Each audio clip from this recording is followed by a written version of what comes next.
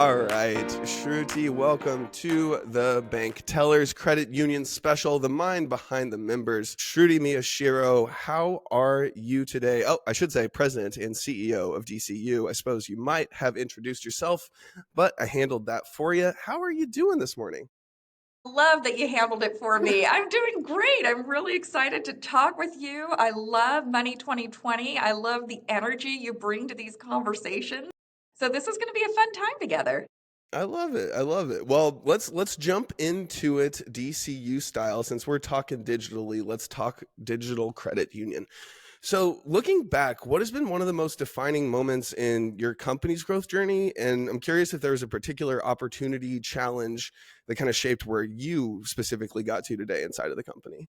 Yeah, I love bragging about DCU because I am not the secret sauce that built this company. And so the leaders, the board members who preceded me have a phenomenal story. I mean, we are one of the youngest credit unions in the nation. So we are roughly 45 years old, pretty young for a financial institution. And we are one of the top 20 largest in the nation of credit unions. So we're just approaching 13 billion today. And the remarkable part of being one of the youngest, but one of the largest, is that it's been almost all organic growth. Mm. We have probably had only two small scale mergers years ago that were less than $5 million in totality. Wow. So this is an organic growth story. So this really exciting story. So I get to brag about how incredible that was for DCU, really hitting on understanding what consumers need and how to provide different unique financial solutions. That's what led to our growth, was really understanding consumers and their needs in our market. This time we are looking at merging with a West Coast credit union, First Tech, that is about 17, 18 billion. And so combined, we will be a $30 billion financial institution, which will be a top 100 of all banks and credit unions in the nation out of close to 8,000. It's not the size that is so exciting about it. That's a lot of work. That's a Yeah. big deal. But the really big deal is what we're going to be able to do for consumers. That's what's so exciting. Tell us more about that. What does that scale give you the opportunity to do that you weren't maybe able to do first? I can imagine Yeah. cost of capital, things like that give you a lot more kind of freedom and the ability to kind of move around in more interesting ways. But I'm curious, like just specific to credit unions, if there's anything there that kind of gives you an ability to, punch above your weight, make the sum greater than its parts. Yeah, you nailed it. That's exactly the goal. What's the old saying? One plus one equals three. Yeah, exactly. And so, yeah, here's what it does in a nutshell. This lets us do what credit unions do best: take care of our people and communities. That's the reason I was drawn into credit unions, is the purpose. And then you obviously have the intellect of complex problem solving, strategic planning, all of these things. So the skill sets for working in a financial institution in our industry are exciting because there's a lot of problems to solve, a lot of complex thinking. But the purpose of people is what drives me and keeps me in this industry. So with this merger, we get to do more for our people. I am so excited when we start with our employees. I use this phrase called talent density. I want the Hmm. best people working at DCU. I mean, I want people so good that recruiters are trying to steal them all the time, saying, how did you do that? How did you achieve that? And then my goal is to create a workplace where they love it so much they don't want to leave. And so, this idea of talent density is really important to me, giving people career paths, making sure no matter what the position is that the team member has on our team, that they also have financial stability and that they also are seeing upward mobility. And then, of course, for our members, we have a very large immigrant population at DCU. And so many people tell us stories about how we were the financial institution that gave them their first credit card, their first That's auto awesome. loan, helped them. And so we can do more of that with the R&D dollars, capital allocation. We can do more of unique problem solving or providing financial solutions for members that maybe haven't existed before. That's a little bit of DCU's, another one of the secret sauces, is DCU has always been so innovative with solutions to be able to help people with their finances. So it's exciting. I love that. Yeah, I mean, it seems like you all think very interestingly about think interestingly. That's our term for the morning. About the technical term. In terms of innovation and partnerships, I saw online just like on the front page of your website that anybody, that's a DCU member can use, I believe it was Greenlight for free. That's And there's right. a, connection between the two. I think like things like that and, the idea of building an ecosystem there that maybe doesn't have to stay inside of a walled garden and like really trying to help folks seems like a very unique way of thinking about it, which leads me to my next question, which I maybe you might have alluded to a little bit with the people thing, but I'm curious how you think about innovation inside of the credit union. I know it's very people driven, but curious if there's, build by partner decisions. Like granted, you're going through quite a Yeah. merger partner decision right now, so I'm guessing most of your bandwidth is there, but just curious how you think about it. Yeah, a little bit of everything. Back, before fintechs were as prevalent as they were, DCU did a whole lot of build by ourselves, and that was our secret sauce. We were really early at innovating. And when I say solutions, before it was ever popular, we were depositing paychecks 1 to 2 days earlier than all the other folks. So we were ahead of the curve in a lot of ways, and that has continued to happen. So we did a lot of building back in the day. As fintechs came on and they were able to provide single point solutions, a Mm-hmm. lot of fintechs are fantastic at identifying a problem, but they're not trying to solve the whole ecosystem of problems. They're really good at saying, here's a single point solution. That's when we found really good partnerships were also helpful.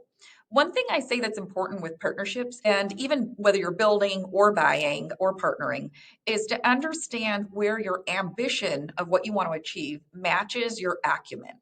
There's nothing worse than having ambition, but not being able to execute on it. Yeah. And, members will have a higher tolerance for a fintech product that maybe doesn't go perfectly. They have virtually no tolerance for their actual financial institution to build, buy, or partner and not be able to execute well. So we really look at ambition and acumen, and we determine whether we're able to do it in house, which has happened historically and still happens from time to time, whether we are going to buy the solution like we have with recent call center technology, contact center technology using AI, improving efficiencies, or if we're going to partner like we do with Mass Challenge in Massachusetts here, which is a nonprofit that connects startups and corporations and communities to really provide solutions that are needed more locally, regionally. It sounds like you have, I mean, I would assume that the digital credit union has some digital folks inside of it. I guess that kind of goes together, but it sounds like you have more than one developer and more developers than the average community bank, I would say, or the average, Sure. regional bank, maybe than the like times 10. I'm curious how big your development team is because I Yeah, well, I haven't done the math, but I do know it's really important. And Zach, you bring up such a great point that innovation comes from the developers for sure. So we definitely have a large team and highly value what they're creating. But we expect innovation to happen for every single team, yeah. even if they're not in technology. So innovation is just what rules are you setting up and processes, things like kind of standard business process management. Yeah. How much do you need it or not? So it's a mindset. It's what we want. And I use this phrase a lot. I've got to compliment Satya Nadella of Microsoft. He talks about having an organization of learn it alls, not know it alls. Yeah, I love that. If you have learn it alls, you're always innovating because you're always looking at iterating and making things better. I absolutely love that. I absolutely love that. I mean, it sounds like a culture thing more than anything else, right? Like if you're inside of you have to have that in your compliance team, or else the developers aren't really able to do That's anything, right. and they need to be able to talk to each other and yada yada yada yada yada. It sounds like fun Exactly. though. It sounds like you're having a good time. That's one I'm thing. having a great time. I think our teams are having a great time. I mean, when you think about it, the careers we build, we are leaving a legacy behind with Mm-hmm. every single thing we do. So this gets to be our story at DCU. I've got a saying, I know you're talking with leaders, I've got a saying that every CEO is just a chapter in the history book of the organization. Well, This I love happens to that. be my chapter with this team, and boy, are we writing a good one. It's just so fun to be doing this here right now. And then at the end of the day, we're touching millions of lives with our members. wildly inspiring and not a conversation I get to have with every single financial services person that I that I talk with. So Right? I absolutely love that. Shruti, let's pivot a little bit to you specifically. Yeah. You've alluded to this a little bit, but I'm curious what the best piece of advice you've ever received has been and how it shaped your career. Because we didn't really go into your background that much. Feel Yes, free to go so into it, many. but you've had No, a that's really cool okay. background. Listen, Zach, my parents to this day are happy that I'm simply employed. I was the Same. girl who was an undergraduate philosophy major, and that was after I changed my major 3 times every single quarter my freshman year. I mean, I thought I You could do learn it all. anything. Yeah, learn it all, right? Which is also AKA for don't know what you're going to do with your life later on, right? We label how we rebrand based on the Sure is. situation. Yeah, Learning it all, open to exactly. opportunities, right, Zach? That's you and me. So I'd say there were a few pieces of really good advice that I've received. One, definitely, even though I didn't receive it from it directly, I talked about Satya Nadella, an organization of learn-it-alls. The other thing is we climb, I think this applies whether you are a leader or not. Don't let compliments go to your head and don't let Hmm. criticism go to your heart. So, this is really important feedback for all humans. We Yes, it can be is. so tough on ourselves and we should be confident. This is my phrase, but always be confident without being arrogant. These Mm, are important life skills. And so, if you are confident, you're not afraid of complex problems, you're not afraid of hard stuff. But if you're not arrogant, you're always willing to learn. You don't need to hmm be the smartest person in the room. So hmm those are a couple of things that I've heard others say and then how I've applied it in my own life. I love that. I always phrase it as like a willingness to be the dumb person in the room or the willingness to ask the dumb question. But yeah, I think I love that. the openness once you've been in the it's almost like the longer you're in the industry, the more open you are to asking dumb questions or something because you Yes, figure out that you're not like there's no way I'm going to know everything. that's So right. tell me how you do settlement because it's not how we did settlement, and I don't settlement's different in different places. So Yeah, just talk me through it, even though you feel like an exactly. idiot asking. I think I say that all the time to my team members who are smarter than me in so many of their domains. Walk me through this. Let me make sure I understand. I don't need to be teaching them, they're teaching me also. Exactly. Exactly. Yeah. Surround yourself with it. Well, I mean, you said it about people trying to poach your talent all the time and stuff. Surround yourself with people of the utmost caliber, and you will end up accidentally osmosising it into your brain. Right? It just kind of I happens. love that. Accidentally osmosing it. Yeah. Yeah, I'm making up a We're lot getting of really technical technical this terms. morning. Yeah, accidentally osmosising. I love I it. don't really think that's English, but we're just gonna keep moving. Yeah. So I'm curious if you had to pick one priority for the company, granted, going through a process that is a big focus, and being who you are, I think the focus is always the consumer and kind of the end customer. But if you had to pick one priority for DCU over the next 12 months, I'm curious what that would be. Well, for the next 12 months, as you said, executing on a merger Yeah. exceptionally well. But it is to get it absolutely right. And it's for the purpose. Because when it is right, just think of how proud our employees will feel to be able Mm-hmm. to say, I was there at this historical moment. I was a part of that. I helped create this. And think of the skills, the legacy they have. And then you think of what we can do for our members with R&D, with more efficient technology stacks, as we've modernized our tech stacks, et cetera. Just think of how we can go back to providing unique solutions. Sometimes we're limited in what we can do because we're not a startup. So we get to be a restart, I almost say. It's like a restart with resources. How cool is that? Absolutely love that. I think we're kind of at Money 2020 going through a little bit of a restart with resources ourselves. We just went through an acquisition. So I know the feeling. I know the Yeah, feeling. yeah.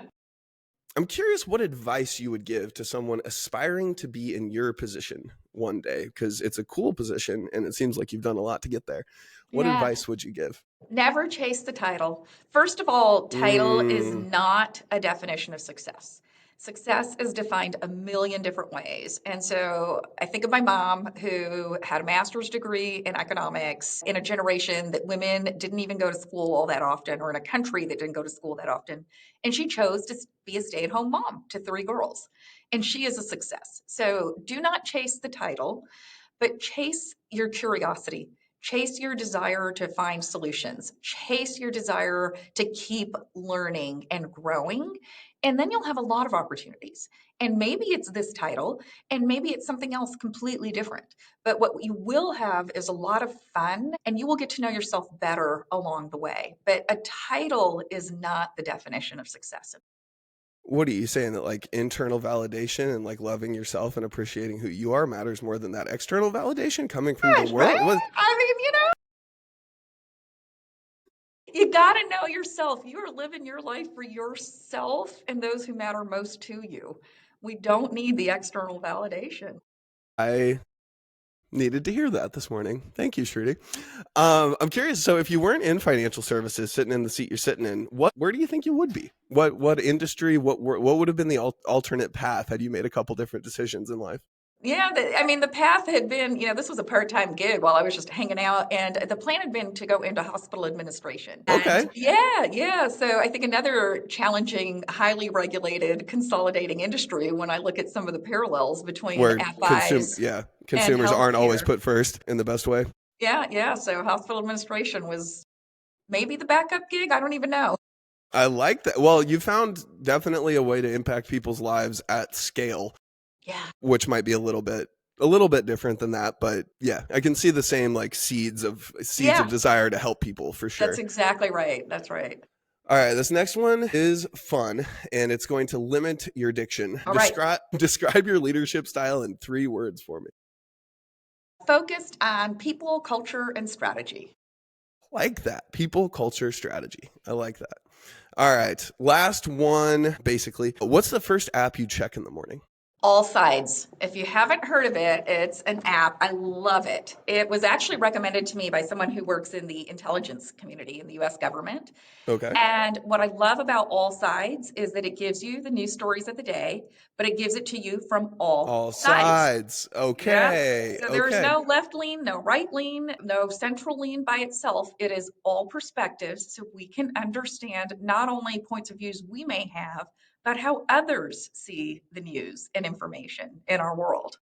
I think that's pretty timely. I think in the world we Hmm. live in today, understanding maybe the other side of the coin is more important than ever, and we're having a harder time than ever, even being able to find and discuss and see the other side of the coin, depending on the echo chamber that you live in. So That's right. No echo chambers. Critical thinking means looking at points of views that we may not share innately ourselves. I like that, and I can see where the curiosity is continuing to blossom. This one's not on the list, but it's the kind of final question I like to ask. I know I'm throwing you for a loop. Woo! So if you had a billboard that you could just put in downtown Boston, it's blank, and Shruti has a can of paint, and maybe we'll send someone else up there to do the whole calligraphy thing. But what would you put on it? What would be your kind of your message to the world? Do good things. Do good things. It's a really simple message. Do good things. And I guess I'd put do good things in really bold print. And underneath it, I'd say not just for yourself, but for others too. I love That's the that. important piece of it. I love that. All right, Shruti, that is all I have. Thank you so much. I think we're going to have to do a check-in maybe, 12, 18 months from now, see how everything's going with the merger and see how you're doing, see how things are rolling. I would love that. It'd be so much fun. Thanks. This has been a great start to my morning. Really appreciate it, Zach. I love it. Thank you, Shruti. And thank you, listeners. We'll be back soon.